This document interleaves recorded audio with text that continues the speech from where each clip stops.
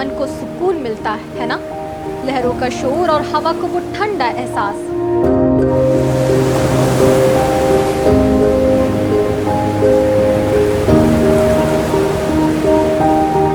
लेकिन जरा रुकिए, ये खूबसूरती अब एक भयानक सच को छुपा रही है।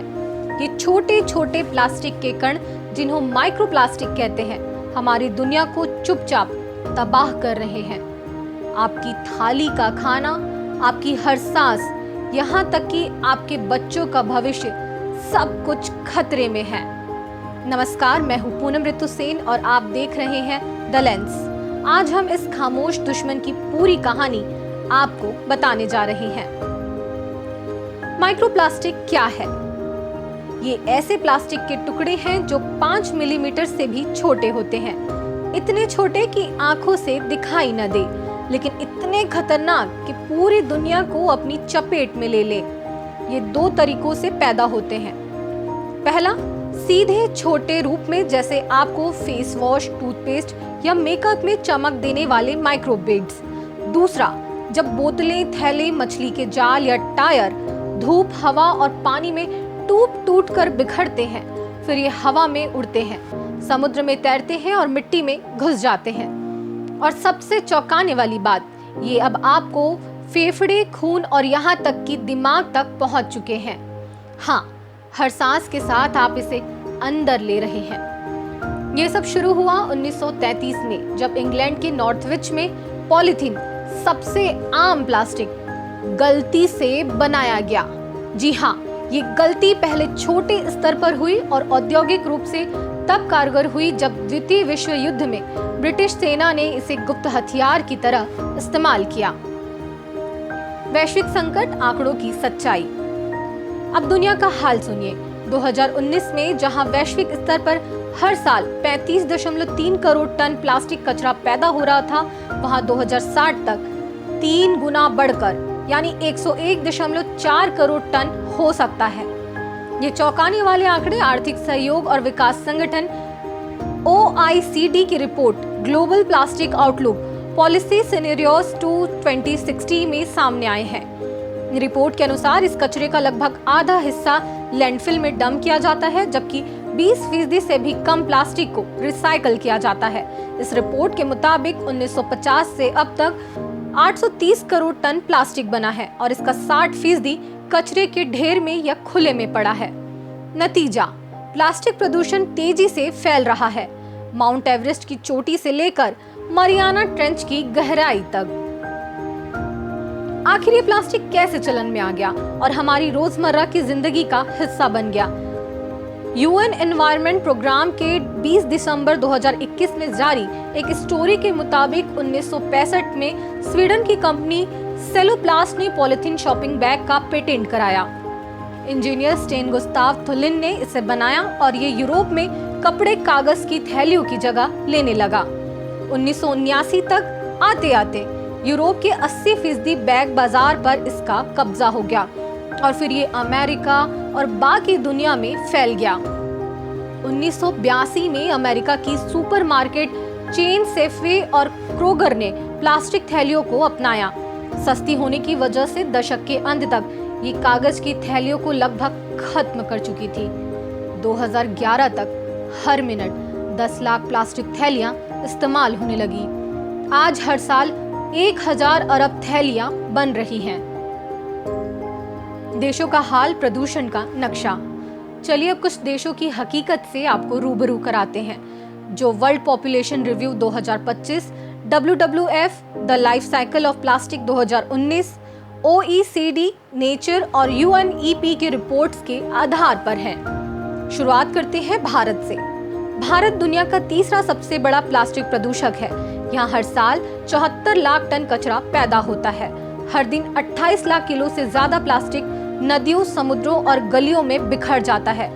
83% नल का पानी माइक्रोप्लास्टिक से दूषित है और हर भारतीय साल में 250 ग्राम प्लास्टिक खा रहा है, यानी एक भरी थाली जितना। दिल्ली से गंगा तक हर कोना इस जहर से घिरा है। इंडोनेशिया 33 लाख टन प्लास्टिक कचरा समुद्र में डंप करता है। वहाँ लोग हर महीने 15 ग्राम माइक्रोप्लास्टिक खा रहे हैं, यानी 1 चम्मच जितना। जावा और बाली के समुद्र तट अब नीले कम, प्लास्टिक के कालीन ज्यादा दिखते हैं। चीन सबसे बड़ा प्लास्टिक प्रदूषण फैलाने वाला देश 3.76 करोड़ टन कचरा पैदा करता है। 2016 में यह 2.16 करोड़ टन था, जो सिंगल यूज प्लास्टिक बैन से थोड़ा कम हुआ। बीजिंग और शंघाई की हवा में माइक्रोप्लास्टिक बादलों की तरह छाए हैं, हालांकि अब सुधार शुरू हुआ है। अमेरिका दुनिया में प्लास्टिक प्रदूषण के मामले में दूसरे नंबर पर है, 2.28 करोड़ टन कचरा पैदा करता है। 2016 में यह 3.4 करोड़ टन था और यहाँ रिसाइकलिंग की तुलना में 6 गुना ज्यादा कचरा जलाया जाता है। केवल 52,500 टन पर्यावरण में लीक होता है, बाकी भेज दिया जाता है। बोतलबंद पानी और फास्ट फूड इसकी जड़ें हैं। पाकिस्तान, यहाँ 27 लाख टन कचरा पैदा होता है। हर साल 5 करोड़ 50 लाख प्लास्टिक बैग्स का इस्तेमाल किया जाता है। कराची की गलियां और सिंधु नदी में प्लास्टिक का अंबार है। यहाँ 50% कचरा अनौपचारिक कूड़ा बिनने वालों की भरोसे है। रूस 84 लाख टन कचरा यहाँ पैदा होता है। साइबेरिया और बैकाल झील तक माइक्रोप्लास्टिक पहुँच चुका है, जहाँ हर किलो मिट्टी में 36% कण मिलते हैं। यहाँ कचरा बढ़ रहा है और छोटे प्रयास नाकाफी हैं। ब्राजील 39 लाख टन कचरा यहाँ पैदा होता है। सिर्फ 1.28% रिसाइकलिंग किया जाता है, जबकि बाकी जलाया जाता है या समुद्र में बह जाता है। अमेज़न से समुद्री तटों तक प्लास्टिक का कहर बना हुआ है। ये आंकड़े डरावने हैं और हमें सोचने पर मजबूर करते हैं। नेचर 2024 में एक आर्टिकल प्रकाशित हुआ था, जिसका शीर्षक था a global inventory of plastic pollution. इसके मुताबिक हर साल विश्व में 5.21 करोड़ टन प्लास्टिक पर्यावरण में बिखर रहा है। तबाही का असर हम और हमारा पर्यावरण। सोचिए, समुद्र की मछली माइक्रोप्लास्टिक खाती है और फिर वो आपकी थाली में। सबसे डरावनी बात, हाल ही में गर्भनाल में माइक्रोप्लास्टिक मिला है, यानी हमारे बच्चे जन्म से पहले ही इसके शिकार हैं। पर्यावरण का हाल और बुरा है। आर्कटिक की बर्फ में, हिमालय की चोटियों पर और प्रशांत महासागर की गहराइयों में ये कण बिखरे हैं। मछलियां मर रही हैं, पक्षियों के पंख प्लास्टिक में उलझ रहे हैं और हमारी हवा जहर बन चुकी है। और चौंका देने वाला सच सुनिए, ये कण बैक्टीरिया को एंटीबायोटिक के खिलाफ 30% गुना मजबूत बना रहे हैं। मतलब जो बीमारियां ठीक हो सकती थी वो अब लाइलाज बन रही है। हाल ही के शोध कहते हैं कि ये माइक्रोप्लास्टिक अब हमारे दिमाग तक पहुंच रहे हैं, जिससे याददाश्त और न्यूरोलॉजिकल समस्याएं हो सकती हैं। नेचर मेडिसिन में हाल ही में छपे शोध के अनुसार न्यू मैक्सिको यूनिवर्सिटी के वैज्ञानिकों ने खुलासा किया कि 2024 में मृत लोगों के दिमाग में माइक्रोप्लास्टिक की मात्रा 2016 के मृतकों के मुकाबले 50% ज्यादा थी, यानी 4,800 माइक्रोग्राम प्रति ग्राम। ये हमारे दिमाग के वजन का 0.5% है। हैरानी की बात यह है कि डिमेंशिया से जूझ रहे मरीजों के दिमाग में ये लीवर या किडनी की तुलना में 60 से 30% गुना अधिक पाया गया। वैज्ञानिकों का कहना है कि यह डिमेंशिया का कारण नहीं है, बल्कि प्लास्टिक प्रदूषण की वजह से ये बढ़ सकता है। तो क्या प्लास्टिक सचमुच हमारी याददाश्त पर हमला कर रहा है? इसके जवाब के लिए और शोध करने होंगे। इतना ही नहीं, यह माइक्रोप्लास्टिक अब दिल को भी निशाना बना रहे हैं। विश्व में माइक्रोप्लास्टिक और ह्यूमन हेल्थ को लेकर इटली में पहला शोध किया गया, जिसमें 200 से ज्यादा लोग जिन्होंने सर्जरी कराई थी, उनकी धमनियों में 60% तक माइक्रोप्लास्टिक और नैनोप्लास्टिक पाए जाने की पुष्टि हुई, जिससे दिल का स्ट्रोक, दौरा या मृत्यु का खतरा 4.5 गुना बढ़ गया, वह भी सिर्फ 3 सालों में। ये पॉलिथीन और पीवीसी के टेढ़े मेढ़े कण हवा और खाने से खून तक पहुंचते हैं। इसी शोध में यह भी बताया गया कि 2019 में फिलीपींस में एक व्हेल मछली मारी गई थी, जिसके पेट में 40 किलो प्लास्टिक था। और फिर तो हम इंसान हैं जो हर सांस में 28 लाख कण प्लास्टिक के कंज्यूम कर रहे हैं। ये प्लास्टिक बाहर ही नहीं, अब हमारे अंदर भी मौजूद है। उम्मीद की राह हम क्या कर सकते हैं? लेकिन अभी हार मानने का वक्त नहीं है। दुनिया जाग रही है। फ्रांस ने वॉशिंग मशीन में माइक्रोफाइबर फिल्टर लगाए, जिससे 75% माइक्रोप्लास्टिक को रोका जा सकता है। जापान ने समुद्र से कचरा हटाने वाली मशीनें बनाई। ये हर साल 50 टन प्लास्टिक साफ करती है। भारत ने सिंगल यूज प्लास्टिक बैन करने की ठानी, हालांकि रास्ता लंबा है। 2024 में यूएनईपी ने ग्लोबल प्लास्टिक संधि शुरू की, जिसमें 170 देश साथ आए। नवंबर 2024 में दक्षिण कोरिया में इसकी आखिरी बातचीत हुई। इसका लक्ष्य 2030 तक प्लास्टिक प्रदूषण को 50% कम करना है।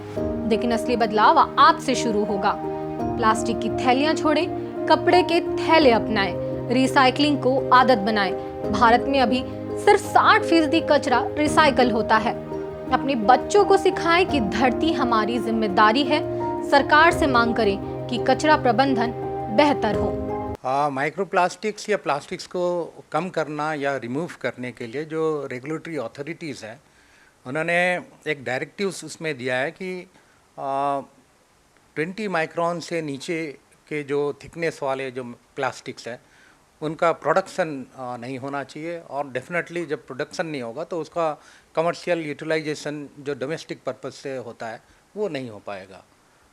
माइक्रोप्लास्टिक्स बेसिकली छोटे मॉलिक्यूल्स हैं, तो उनका जो पेनिट्रेशन है उसके कंजम्पशन से ह्यूमन बॉडीज़ में उसका डिस्ट्रीब्यूशन अलग अलग ऑर्गन्स में होता है, और वो अपना असर समय के साथ दिखाता है।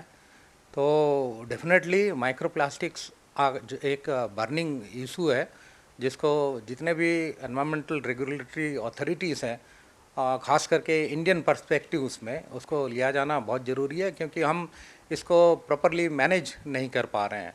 बेसिकली अगर हम कहें कि जो डोमेस्टिक एप्लीकेशंस हम करते हैं उसका मिनिमल यूटिलाइजेशन होना चाहिए, बट वी कैन नॉट, हम उसको कंपोनेंट बड़ा एसेंशियल है प्लास्टिक, उसको हम टोटली हम अपने सिस्टम से, सोसाइटी से अलग नहीं कर सकते, लेकिन हमको ये देखना है कि किन चीज़ों में हमको इस्तेमाल में कमी लाना है। ये छोटा जहर ताकतवर है, लेकिन हमारी इच्छा शक्ति उससे बड़ी है। आज का एक कदम 2060 की तबाही को रोक सकता है। आप क्या सोचते हैं? क्या हम इस संकट को हरा सकते हैं? कमेंट बॉक्स में अपनी राय लिखें और इस वीडियो को शेयर करें, क्योंकि माइक्रोप्लास्टिक छोटा है, लेकिन हमारी ताकत उससे कहीं बड़ी है। चलिए अपनी धरती को बचाएं, अपने बच्चों को एक साफ और हंसता हुआ भविष्य दें।